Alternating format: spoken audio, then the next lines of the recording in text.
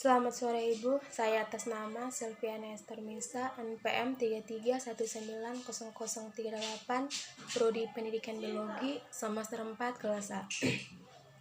Di sini saya akan menjelaskan tentang PPT yang telah saya buat dengan judul Inventriasi Jenis-jenis Tanaman Hias, Introduksi di Desa Penglipuran, Kabupaten Benggali, Bali.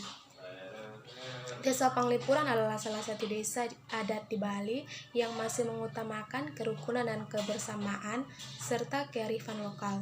Desa ini berlokasi di Kelurahan Kubu, Kecamatan Benggali, Kabupaten Bali. Tanaman di Desa Penglipuran sangat beragam jenisnya. Keragaman jenis tersebut dapat disebabkan oleh beberapa faktor, diantaranya variasi perkembangan yang disebabkan oleh faktor genetik, variasi lingkungan yang meliputi ketinggian, iklim, letak geografis, serta dapat pula oleh campur tangan manusia. Introduksi tanaman merupakan suatu proses memperkenalkan tanaman dari tempat asal tumbuhnya ke suatu daerah yang baru. Tanaman introduksi dapat dikelompokkan menjadi 3, yaitu introduksi tanaman yang merupakan tanaman baru di suatu wilayah, introduksi tanaman yang merupakan suatu varietas baru, dan introduksi tanaman karena tanaman atau varietas ini mempunyai keunggulan tertentu. Tanaman hias dapat dikelompokkan menjadi 5, yaitu tanaman hias buah, tanaman hias bunga, tanaman hias daun, tanaman hias batang, dan tanaman hias akar. Sedangkan menurut tempatnya, tanaman hias dapat dikelompokkan menjadi 3, yaitu tanaman hias biasa, tanaman hias gantung, dan tanaman hias air. Tanaman hias yang ditemukan tersebut hanya dapat dikelompokkan menjadi 3 kelompok tanaman, yaitu tanaman hias bunga sebanyak 22 jenis, tanaman hias daun sebanyak 8 jenis, dan tanaman hias batang sebanyak 1 jenis. Namun di sini yang saya jelaskan tanaman hias bunga hanya dalam 5 jenis dan tanaman hias daun sebanyak 5 jenis. Yang pertama, tanaman hias bunga. Tanaman Acateaceae atau bunga lilin, manfaatnya dapat digunakan sebagai obat diare dan cacingan. Yang kedua, Amaranthaceae, jagar alam. Bunga dapat digunakan untuk mengobati batuk, muntah darah, wasir atau ambeien, dan dapat menghentikan mimisan. Ratna, bunga dapat digunakan untuk kegiatan upacara.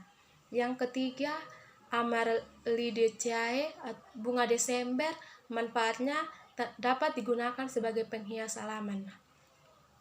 Yang berikut, Apocynaceae, tapak darah, dapat digunakan untuk mengobati penyakit diabetes mellitus, batu ginjal, leukemia, luka bakar, dan gondok. Jepun, manfaatnya dapat digunakan untuk upacara keagamaan dan penghias halaman.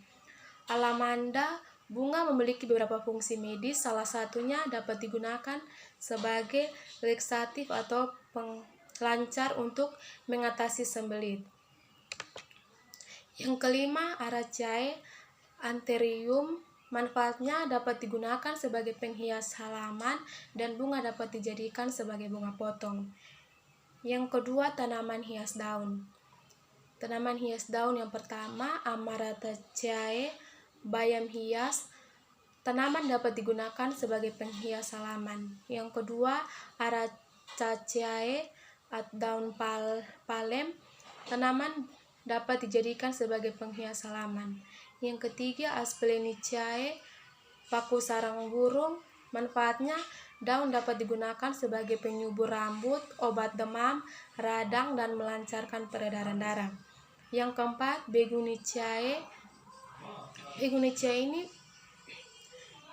manfaatnya dapat dijadikan sebagai penghias halaman dan ruangan.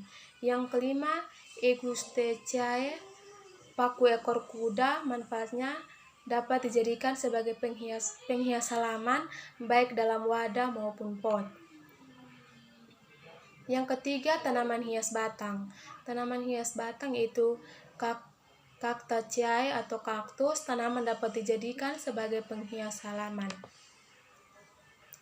Tanaman hias introduksi yang ditemukan di Desa Penglipuran, Kabupaten Bengkali, Bali, yaitu berjumlah 32 jenis dari 24 famili. Kelompok tanaman hias dapat dikelompokkan menjadi 3, yaitu kelompok tanaman bunga sebanyak 22 jenis, tanaman hias daun sebanyak 8 jenis, dan tanaman hias batang sebanyak 1 jenis. Sekian dan terima kasih.